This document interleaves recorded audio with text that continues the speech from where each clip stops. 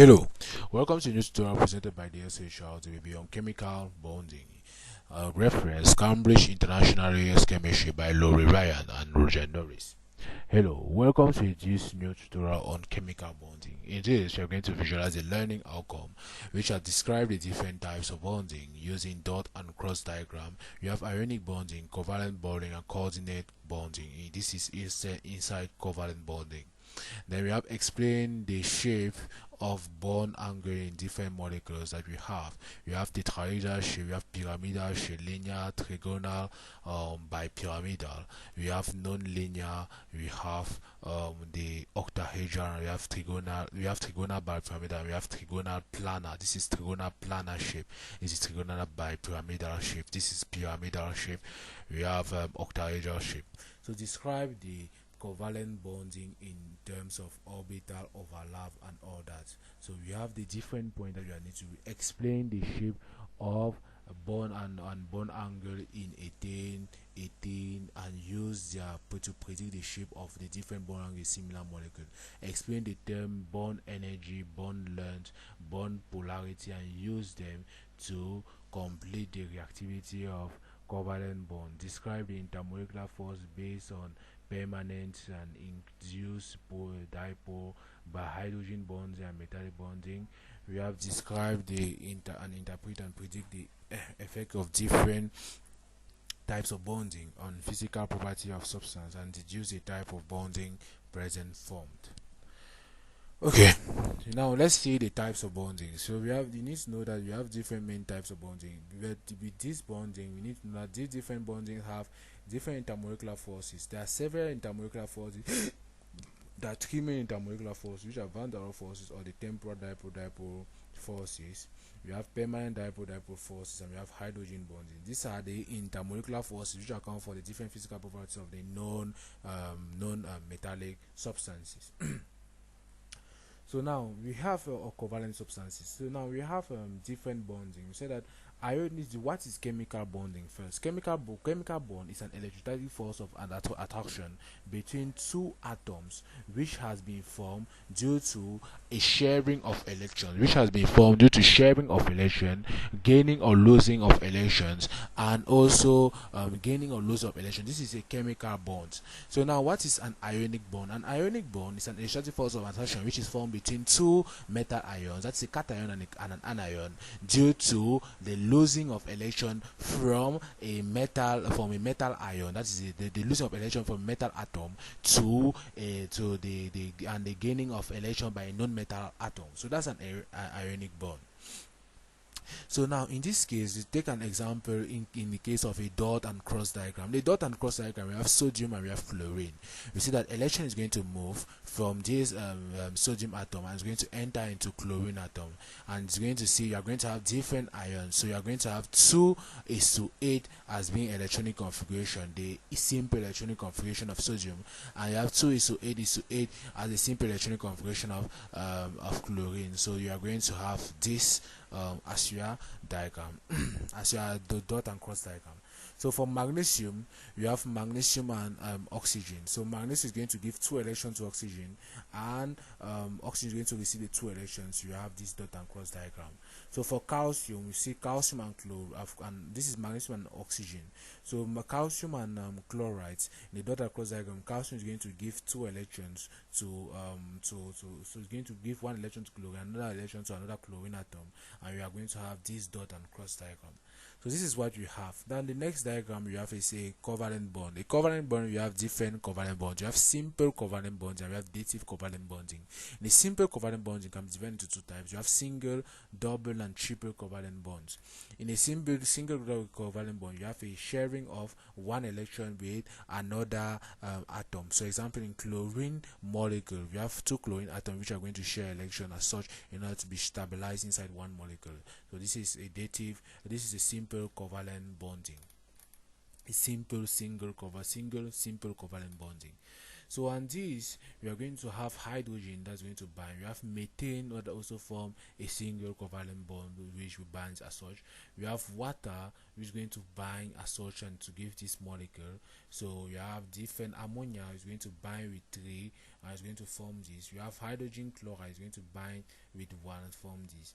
You have boron trifluoride. Boron is going to bind with 3. But now we see that in this case, boron is going to have only 1, 2, 3, 4, 5, 6. You need to know that in order for bonding to occur, usually the theory of a stable octet or duplex structure is going to apply. So you have electronic theory of bonding. The electronic theory of bonding is that an atom is going to strive to attain a stable octet or duplex structure when it's going to do an electronic bonding. So that's the electronic theory of bonding. So now in points, now we need to know that so when bonding occurs, you are going to easily have a duplex structure, like 2 electrons inside the outermost shell, or you have instead 8 electrons inside the outermost shell. But there are certain exceptions like boron trifluoride where you only have 6 electrons in the outermost shell, and then this molecule is going to be stable, and this is going to form the trigonal planar shape.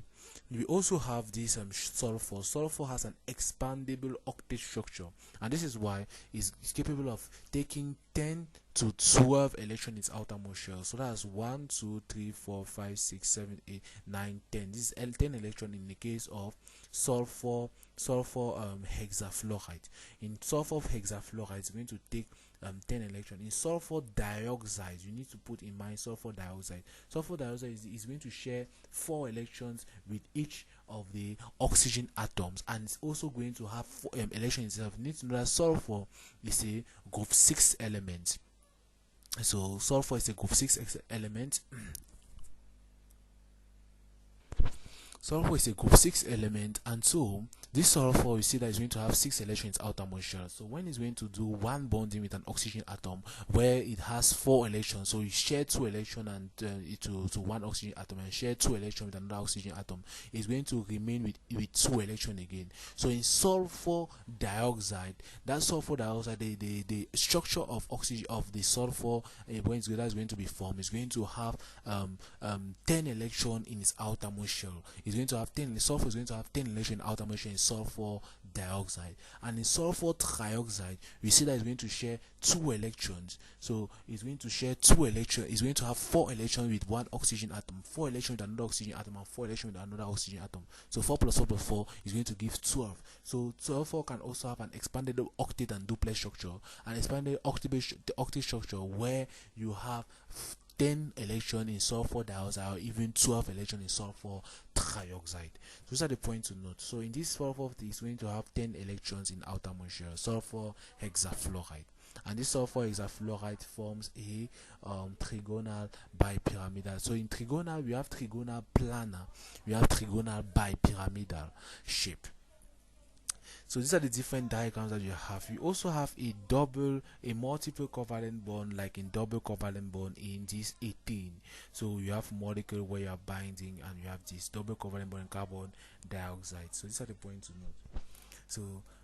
Now the coordinate bond. In a coordinate bond, you need to put in mind that in a coordinate bonding, you have one atom. So you have a theory for there. You have 2 main points in order to form a coordinate bond. Now the first one is that one atom must contain a lone pair of electron, and the next atom, the donor atom, must contain a lone pair of electron, and there must be a second atom which is a recipient atom, which is a substrate or the recipient atom, and this must contain an unfilled orbital to accept the electron.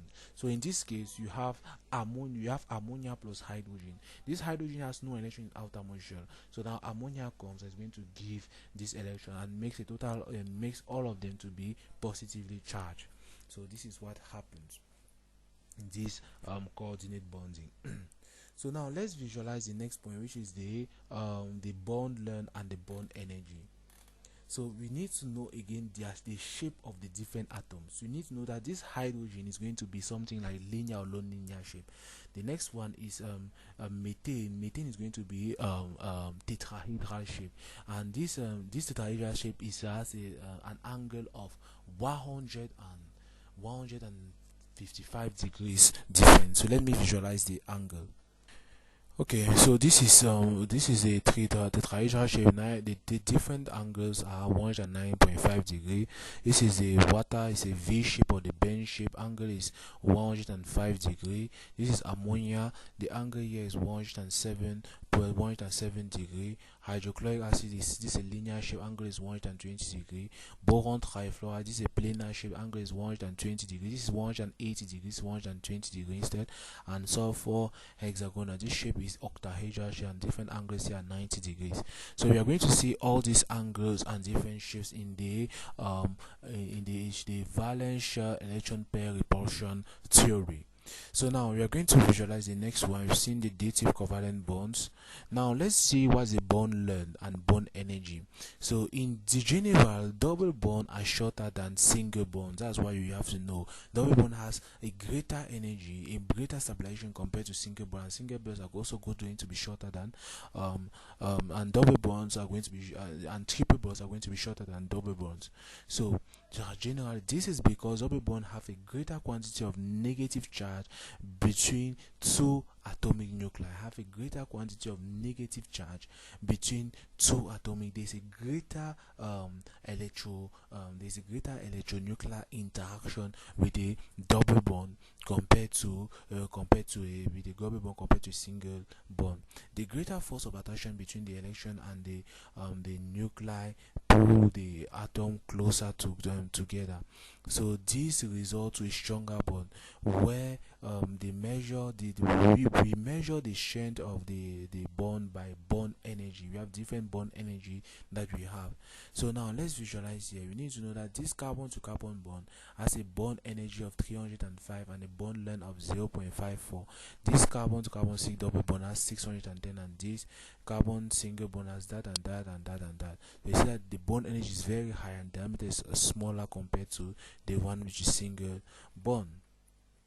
So now let's visualize the shape of molecule. The shape of molecule can be visualized from electron pair repulsion theory, and the electron pair repulsion theory states that the lone pair interaction is going to be greater compared to a lone pair bond pair interaction, and going to be greater again compared to a bond pair interaction. And why do we say so? A lone pair is going to have a larger space compared to a bond pair. So the interaction that exists between the lone pair and a lone pair is going to be much more, and it has a larger space and also going to be attracted only to one atom. Since attracted only to one atom, it's going to have a larger space and a greater electric force compared to electric repulsion force compared to a bond pair, which is attracted to two atoms and have a quashed or a reduced shape.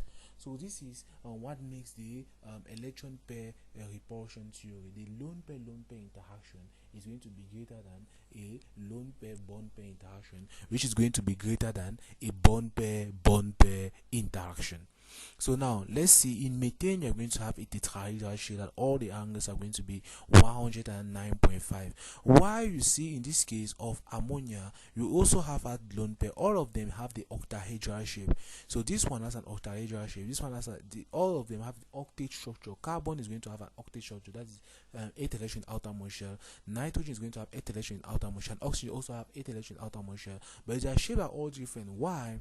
This is because this bond pair interaction all in methane are going to be less strong compared to the ones which are going to be ammonia and water. So since they are less strong, the angles that are going to exist are going to be wider. So the angle between the different carbon hydrogen bonds are going to be wider. So you have 109.5 degrees. In ammonia, you have angle. The angle here is going to be reduced because there is one lone pair, and the one lone pair is going to repel much more the bond pairs. So the angle between angle between these nitrogen and hydrogen bonds are going to be reduced, and they are 107 degrees. And in case of water, you have again greatest repulsion because there are two lone pairs which are going to repel the bond pairs. So in this case, the bond pairs are going to exert again much more, and you are going to have a 100 and you're going to have a 104.5 or 105 degree in cases of a bend shape or a V shape. So these are the different points to put in mind. So now let's visualize now the next part, which is the more molecular shape. So let's visualize other molecular shape. We have boron trifluoride. Boron trifluoride has a molecular shape as such, and this molecular shape has bond angle of 120 degrees. This is called trigonal planar shape. So this is a trigonal planar shape. So the next one, we have carbon dioxide. Carbon dioxide is another one, and this carbon dioxide has a linear shape. The next one is phosphorus pentoxide. Phosphorus pentoxide is going to have a trigonal bipyramidal shape. This angle here is going to be 120 in one plane. It's going to be 120 degrees, like in a trigonal planar shape. But this is trigonal bipyramidal. Here is going to have 120 degrees like in trigonal planar shape, and there is going to be 90 degrees. So the next one is going to be, here you have 8 electrons in the outermost shell, and you have 1 2 3 4 5 6 7 8 9 10. You have 10 electrons in the outermost shell, and you have 5 bond pairs. Is going to form the phosphorus pentafluoride, the trigonal bipyramidal shape. So these are the rules in order to have their different shape. In order to have the trigonal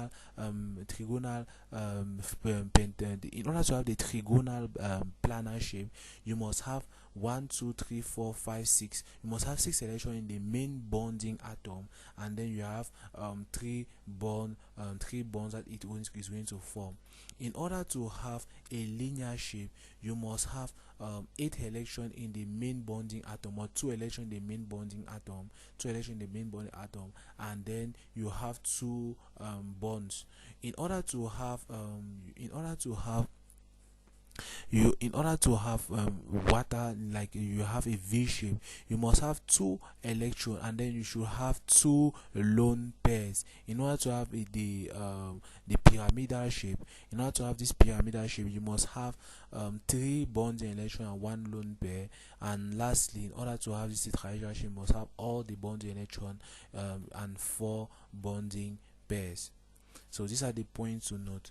So now let's visualize now the sigma bond and the pi bond.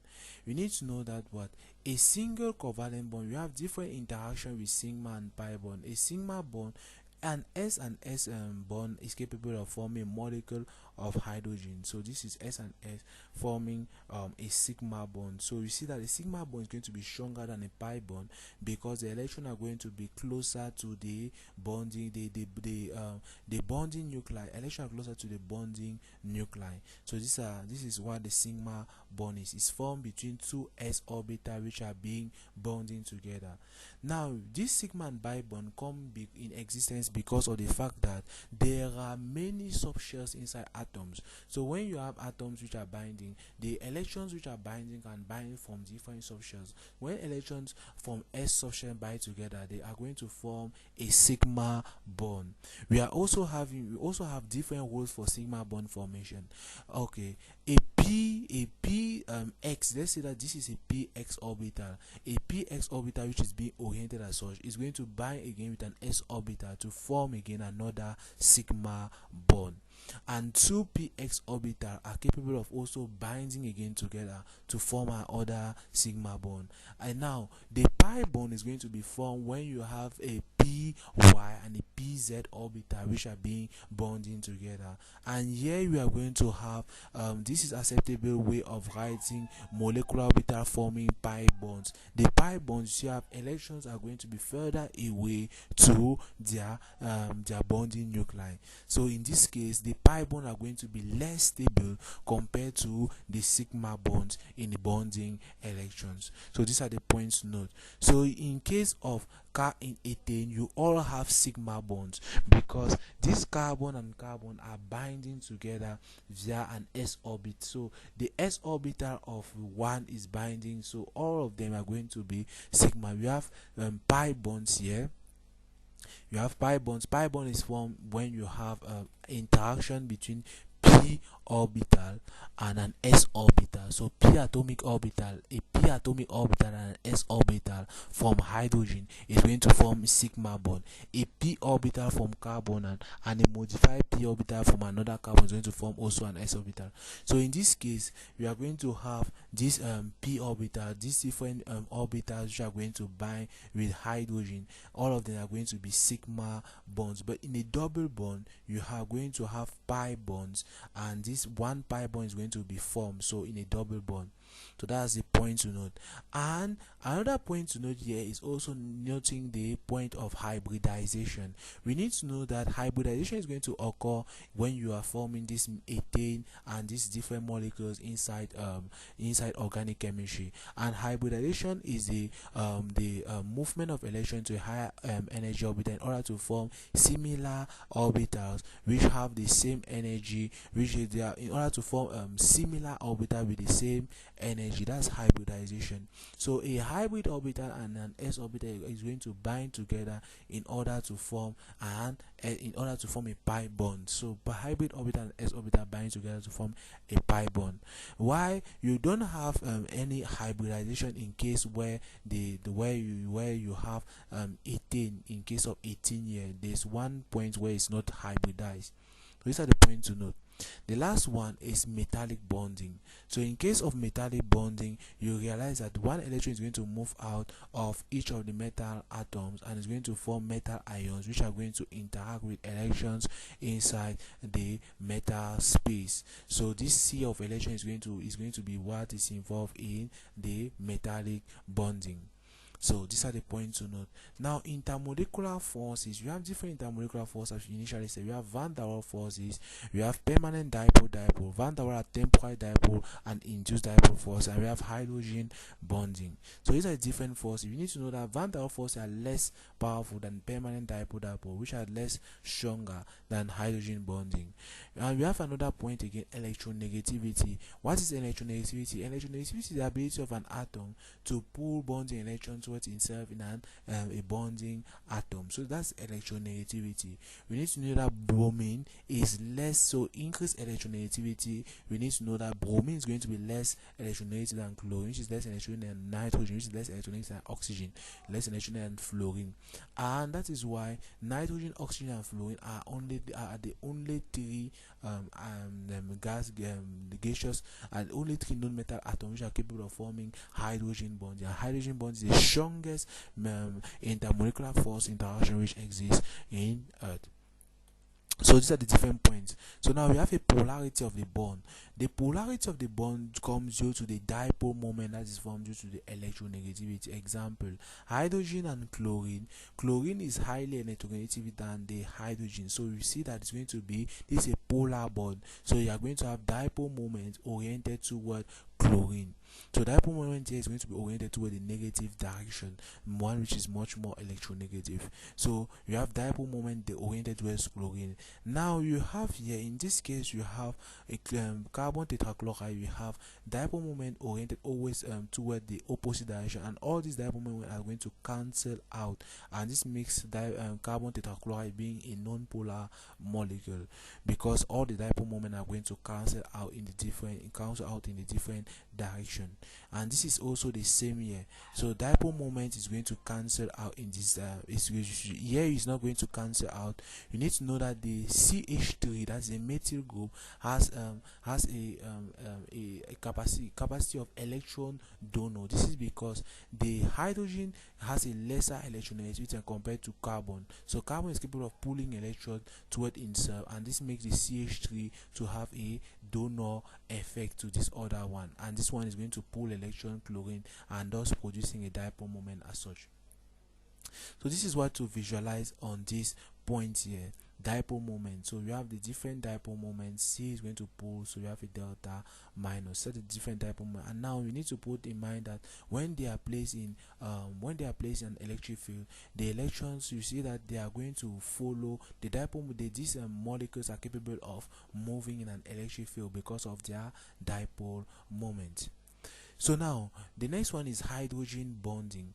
hydrogen bond and this dipole moment are what account for the different electrostatic interaction which exists in the molecule. This dipole moment that we see here, this dipole moment are what account for electrostatic moment. Now for the case of van der Waals forces, you are going to have temporally dipole moment. So at one instant, electrons are going to be more condensed at one point compared to the other, and when they are more condensed one point condensed to the other, now you are going to have temporary dipoles, and this temporary dipole are going to account for van der Waals forces, while this permanent dipole in this case are going to account for what is called the permanent dipole interaction. The last one is hydrogen bonding, and for hydrogen bonding to occur, the first law is one molecule must have hydrogen covalently bonded to fluorine, oxygen and nitrogen, so and a second molecule must have fluorine, oxygen and nitrogen atoms. So one must have hydrogen bonded to a highly electronegative atom, and the other molecule should contain a highly electronegative atom with lone pair of electrons. So highly electronegative atom with lone pair of electrons. So we have fluorine, oxygen or nitrogen. So it must be connected to a high electronegative atom, and others should be bonded to a highly electronegative with lone pair of electrons. So these are the two main points in order for hydrogen bonds to occur. So hydrogen bonds occur in ammonia, hydrogen bonds occur in water, and lastly hydrogen bonds occur also in hydrochloric acid. So these are the three main points. So in ammonia we see that we see that in this case hydrogen in hydrofluoric acid. So hydrogen fluoride, you have hydrogen bond. This is why we realize that hydrogen fluoride has the highest boiling point. As you descend here, it has lower boiling point. In water, compared to all other elements of the group, you see that as you go up in the group, you have a higher intermolecular force. So here van der Waals force is going to act as such here, but in water it is hydrogen bonding, so it has a higher energy. So as we see with van der Waals interaction, the greater you move upward in the down the periodic table, the more you have the mass, the more the relative atomic mass, and the greater the van der Waals force. So van der Waals force increase with more the mass of the atom. So that's van der Waals forces. But in case of hydrogen bonding, you see that hydrogen bond does not respect the mass. So you see hydrogen fluoride has a higher boiling point compared to the other one which have higher masses. Water has higher boiling point compared to other one which have higher masses. And these are the different points to note here. And now the last point, so at the physical state at room temperature, ionic compounds, you have metal compounds and associates. So these are the different points to visualize in this part. From here we say thanks for your kind attention, and don't forget to like and subscribe for this channel. Thank you.